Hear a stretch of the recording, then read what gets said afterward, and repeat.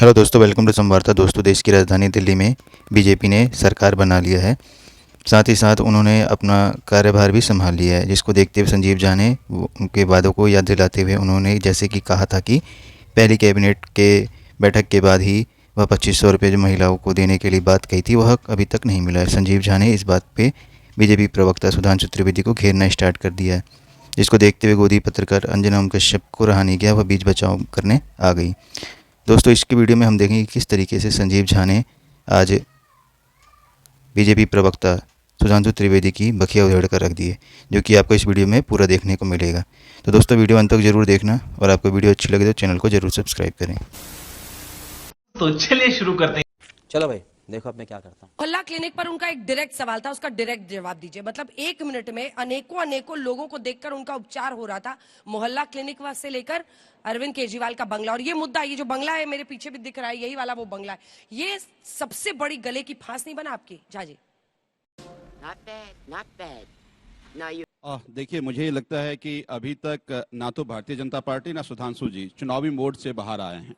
मुझे लगता है कि मीडिया का सेंसेशन बनना, झूठ फैलाना, गुमराह करना, ये भारतीय जनता पार्टी का पेशा रहा है। एक बात बताइए, आप मोहल्ला क्लिनिक की जिसकी बात कह रहे हैं 500, स्पेसिफिक डेटा दें कि ये कौन सा मोहल्ला क्लिनिक था जहां की बात, ऐसे कुछ बातें कर देंगे आप डेटा दीजिए।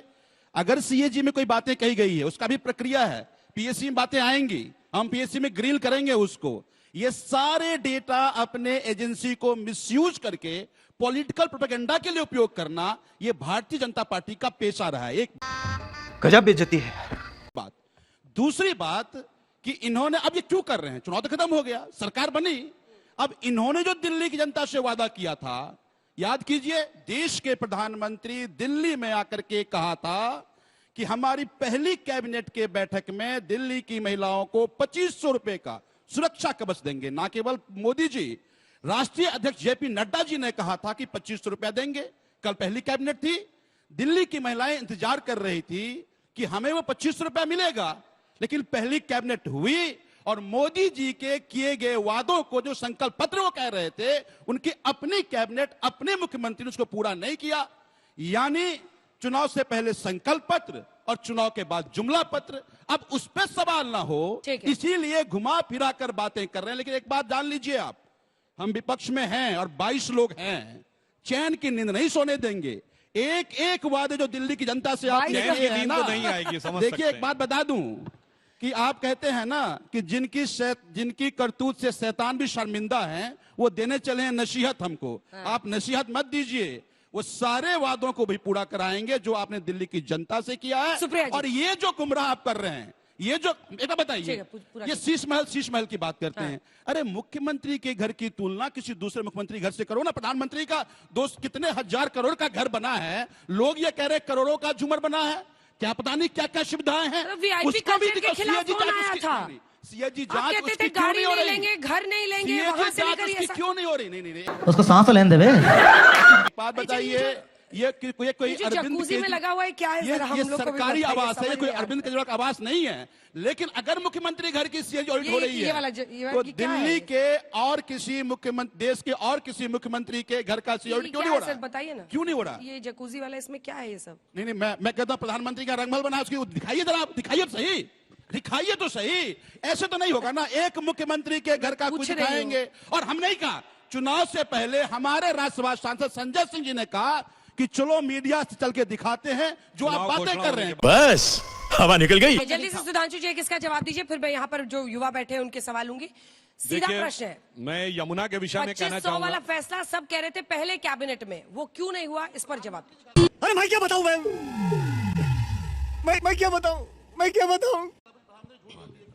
देखिए, मैं बताना चाहता हूं, अभी पहली कैबिनेट हुई है और ये बौखलाहट और खिसियाहट कितनी जबरदस्त दिखाई पड़ रही है। हमने थोड़े अपने टर्न पे बोलिए सर। पंजाब में तो 150 कैबिनेट हो चुकी है, जी ने झूठ बोल दिया। 1100 रुपया देने के बाद कहे थे, अब तो 2 साल रह गए सरकार के, प्रधानमंत्री जी ने झूठ बोल दिया। हमारी तो आने दीजिए भाई, अभी तो पहली कैबिनेट हुई है। कैबिनेट की बात काहे परेशान हो रहे हैं भाई? सुना दूं, पहली कैबिनेट में सुनिए, मैं सुना दूं, प्रधानमंत्री जी ने कहा था, सुनाइए। मैं सुना देता। सुनाई निकाली, क्योंकि मुझे जितना याद है, मैं अपनी रिसर्च टीम से भी कहूंगी, पीएम ने भ्रष्टाचार की रिपोर्ट, कैग रिपोर्ट पहले कैबिनेट के लिए कहा था। मजा नहीं आ रहा है, उन्होंने पहले, और आप सदन के पंजाब में पहले अभी दिन तक नहीं रखी दिए हैं। कितने साल सरकार हो गई आपकी पंजाब मैं में? सुना देता हूं। 1000 रुपए आपने कहाँ दे दिए वो भी बताइएगा। सुनाइए, निकालिए। चलिए आप निकालते रहिए, उस बीच जल्दी से जवाब लेते हैं। आप बताइए कि क्या आप लोग 2500 कब तक दीजिएगा सुधांशु जी? सुन लीजिए। हाँ, चलिए सुनाइए सुनाइए। सुन लीजिए ना। अब मेरे जाने से नहीं होगा, माइक आप ही के पास है। हाँ तो फिर मुझे थोड़ी पकड़ना है।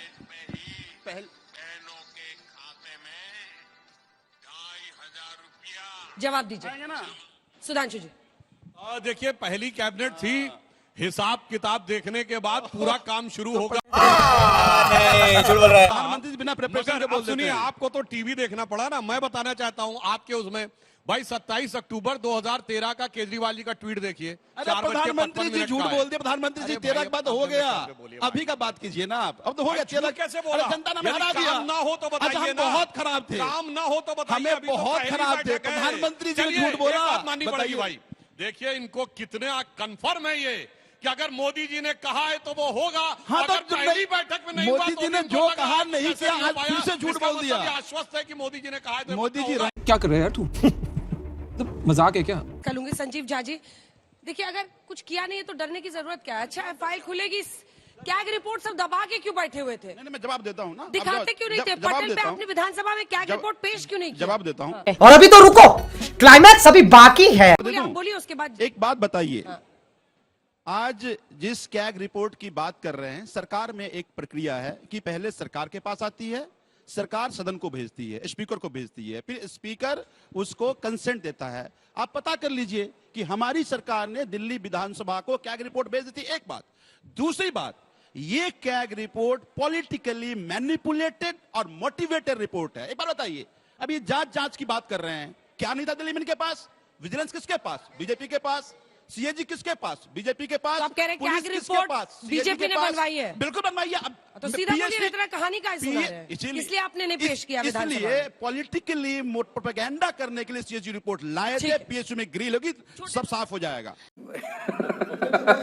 सर मुझे एक बात बताइए, आपने एक बात बोली कि जब ये अभी समय रैना वाला जो इंडिया गोट लेटिंग शो हुआ था उसमें आपने पूरा सोशल मीडिया ला दिया आपकी पार्टी ने कि बहुत गलत टिप्पणी करी है, बहुत गलत चीज है। तो दिल्ली में जो इतनी लड़कियों के रेप केसेस हो रहे हैं उस टाइम पे सोशल मीडिया क्यों नहीं हिलता आप लोगों का कि आकर हम देख ले, सोशल मीडिया पे उनके लिए बोल ले? महाकुंभ में 2000 रुपए में लड़की की वीडियो लीक हो रही है, तब क्यों नहीं सोशल मीडिया हिलाया जाता आपका? तू समझा? हाँ। नहीं, तू समझा नहीं। देखिए, इन सारे विषयों के ऊपर सरकार ने पूरी संवेदनशीलता और सतर्कता के साथ प्रभावी कार्रवाई की है। और जहां तक एक जुर्म होना और एक बयान, जुर्म को लेकर हमने इतने कड़े नियम बनाए हैं कि नाबालिग बच्चियों से बलात्कार पे मृत्युदंड की सजा हमने दी है।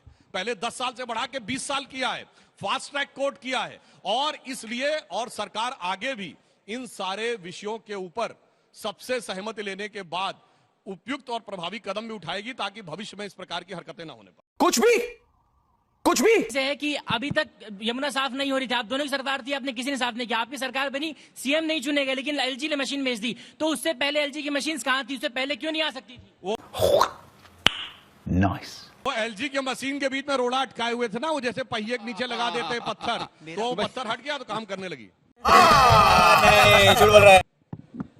सर अगर हम सब गलतियों की बात कर रहे हैं, यहाँ शिक्षा की कोई बात नहीं हो रही, क्या आप ऐसा एक्सेप्ट करते हैं कि केजरीवाल का जो शिक्षा मॉडल था वो बहुत अच्छा था, या दिल्ली का विकास हुआ है उससे? शिक्षा पे कोई नहीं, शिक्षा का मॉडल इतना अच्छा था कि देश में इकलौती सरकार थी जहां शिक्षा मंत्री दारू मंत्री था। कौन है ये लोग? कहां से आते हैं? जहां शिक्षा मंत्री एक पौवे के बदले एक पौवा फ्री देता था, और शिक्षा को लेकर भी किस प्रकार के घोटाले और वो सारी चीजें हुई हैं उसके बारे में भी रिपोर्ट्स हैं, वो चीजें सामने आई। पूरे वर्ल्ड में सबसे ज्यादा पॉल्यूटेड सिटीज में दिल्ली आता है, तो उसके लिए दिल्ली सरकार क्या करेगी? मैम मेरा सवाल ये है कि जो कुछ पार्टियों पर ये आरोप लगा था चुनाव के टाइम में कि वो अवैध प्रवासियों को संरक्षण देकर अपना वोटिंग बैंक जो है वो मजबूत कर रहे थे, तो आने वाली सरकार से हम क्या उम्मीद करें कि भविष्य में ऐसा संभावना? सर आपने अभी कहा कि कड़े नियम बनाए जा रहे हैं, लेकिन फिर भी 10-10 साल लग जाते हैं जस्टिस मिलने में लड़कियों को, स्पेशली रेप केस में। तो अब जब सरकार दिल्ली में आई है तो महिलाओं की सुरक्षा के लिए क्या करेगी? ये बहुत अच्छा सवाल किया है। देखिए, जब से इंडियन पैनल कोड हटकर जो नया बना है भारतीय न्याय संहिता, तो ये पिछला बैकलॉग जब ठीक हो जाएगा, इसके बाद कोई भी निर्णय आने में 3 साल से ज्यादा का वक्त नहीं लगेगा। वो तारीख पे तारीख वाला वक्त अब खत्म होने वाला है। कोई सेंस है इस बात की?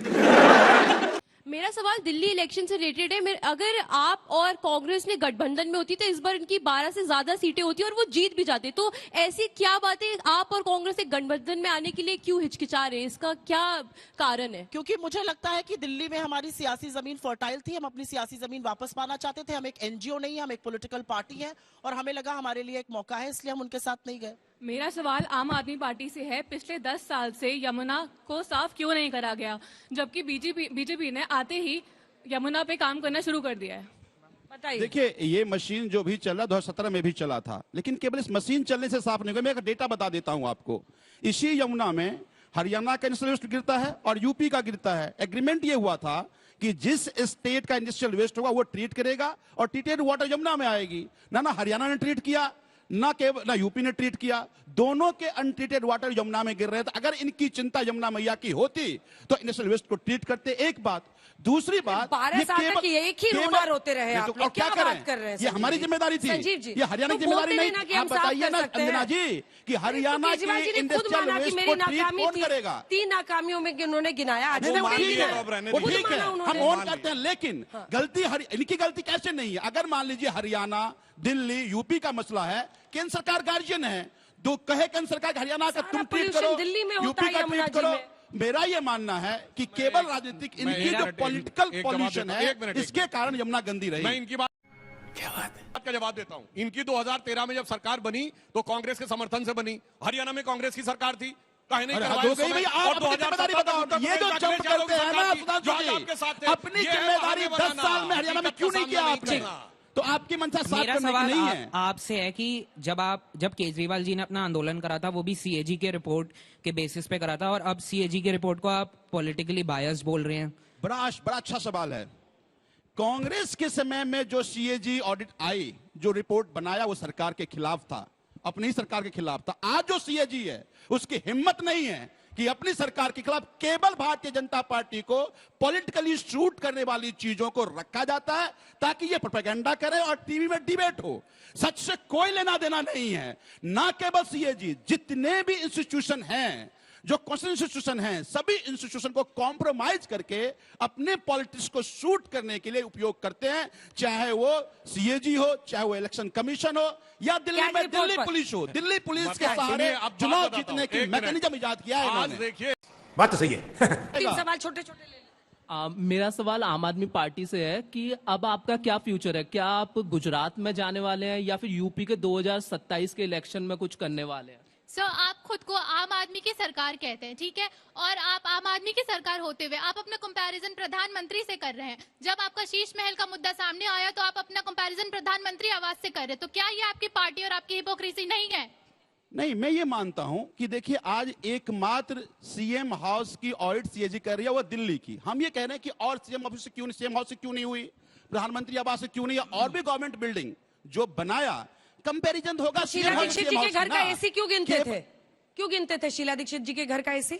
वो भी तो सीएम थी। नहीं, मेरा ये मानना है कि आज अगर, क्योंकि सवाल इनका ये था, नहीं, मेरे सवाल का जवाब दीजिए ना। मैं उनके सवाल जवाब देता हूं ना। सारे सीएम है तो फिर बताइए ना। कंपैरिजन सीएम हाउस से होगा, लेकिन केवल अरविंद केजरीवाल के वो उनका घर नहीं है, वो सीएम हाउस है।